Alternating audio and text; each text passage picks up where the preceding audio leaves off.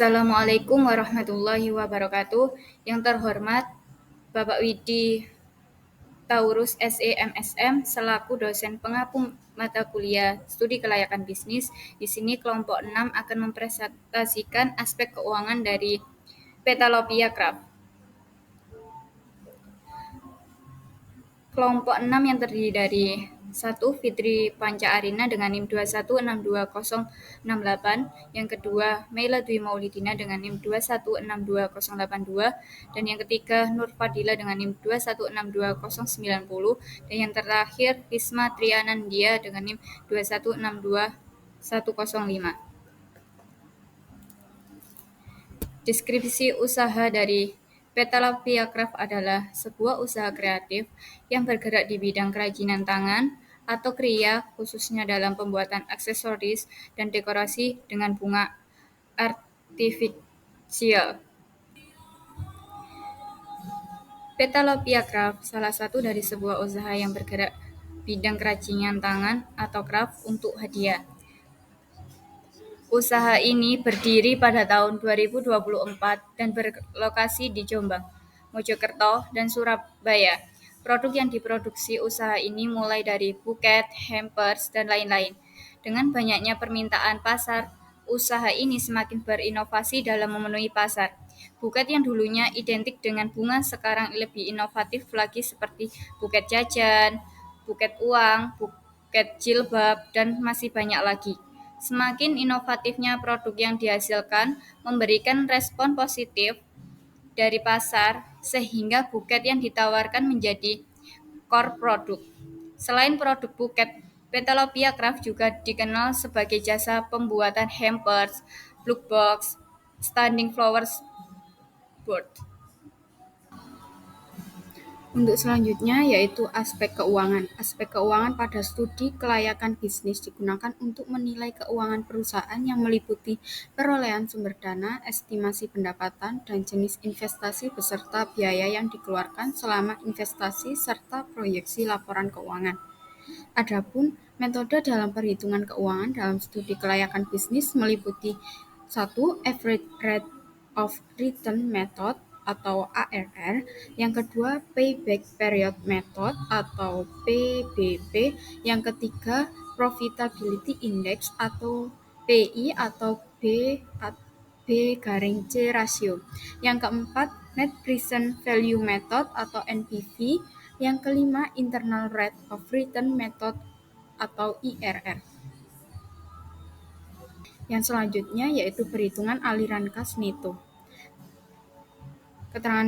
Keterangannya penjualan tahun pertama 350.000, tahun kedua 360.000, tahun ketiga 370.000, yang tahun keempat 410.000, yang tahun kelima 430.000. Biaya variabel tahun pertama 140.000, tahun kedua 144.000, tahun ketiga 148.000, tahun keempat 164.000, tahun kelima 172.000. Biaya tetap non penyusutan tahun pertama 15.000, tahun kedua 15.000, tahun ketiga 15.000, tahun keempat 15.000, tahun kelima 15.000 juga. Keterangan biaya tetap penyusutan tahun 1 70.000, tahun 2 70.000, tahun 3 70.000, tahun 4 70.000, tahun 5 70.000.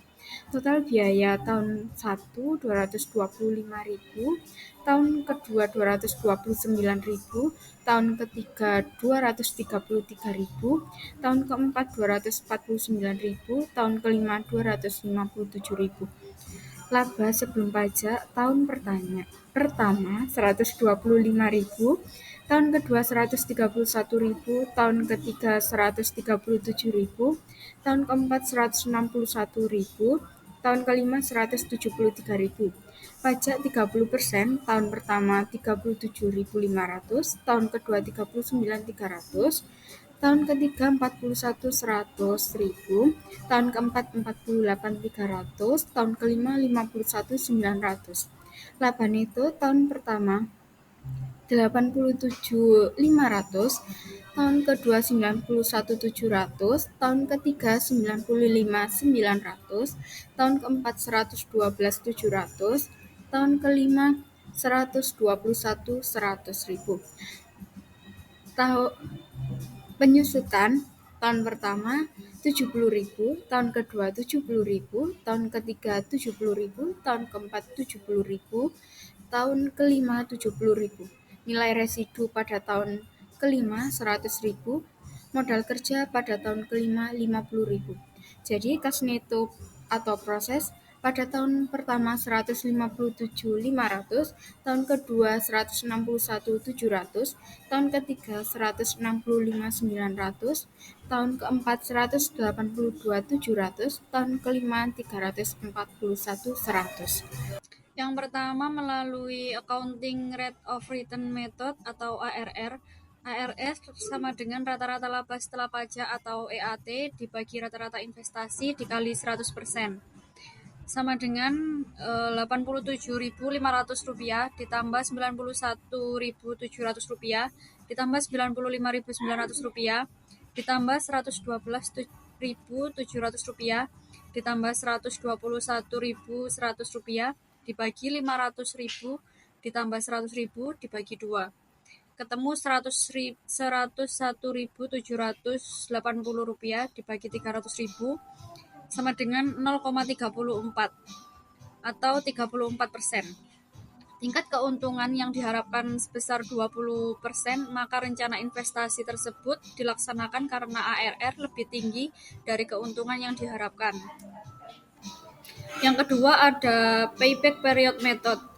Payback period method dapat dihitung dari investasinya tadi sebesar Rp500.000 untuk kas neto tahun pertama sebesar Rp157.500, kas neto tahun kedua Rp161.700, kas neto tahun ketiga Rp165.900, dan tahun keempat diperoleh Rp14.900 dibagi Rp182.700 dikali 12 bulan ketemu 1 tahun.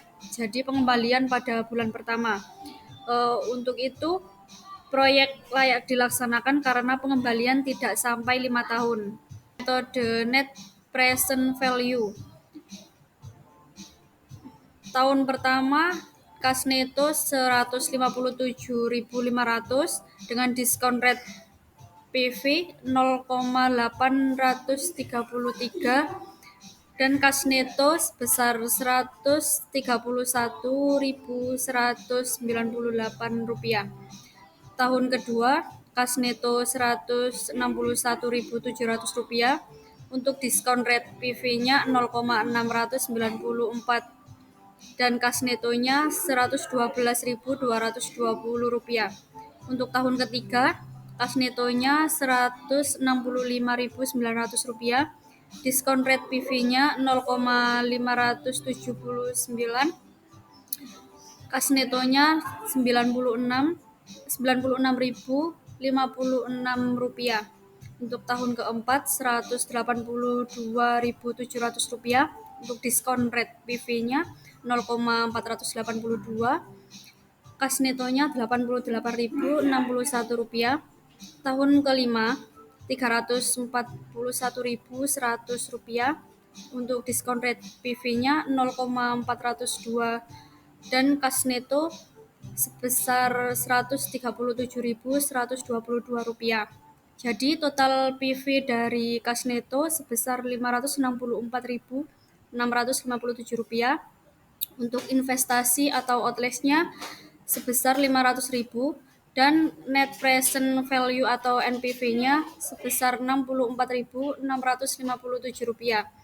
Jadi dapat disimpulkan bahwa NPV lebih dari 0 atau positif, maka proyek tersebut layak dilaksanakan. Selanjutnya ada Profitability Index Method atau PI, yaitu Profitability Index PI sama dengan total PV dari kas neto dibagi investasi atau outlays sama dengan Rp564.567 dibagi 500.000 sama dengan 1,13. Jadi PI lebih dari 1, maka dari itu proyek layak untuk dilaksanakan. Selanjutnya ada Internal of Return Method atau IRR.